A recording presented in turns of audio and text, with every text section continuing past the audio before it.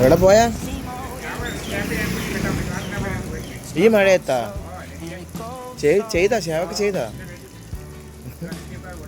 ചായ കുടിക്കാൻ പൈസ കിട്ടിയാ? വേണോ? വാ തരാം. ചില്ലറ ഉണ്ടാകുന്നത്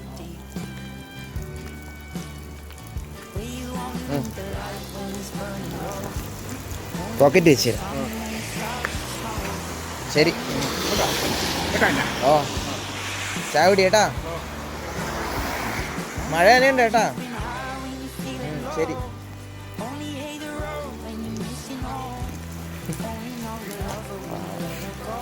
കൊച്ചുനാളിലേക്ക് കാണണമാണ്.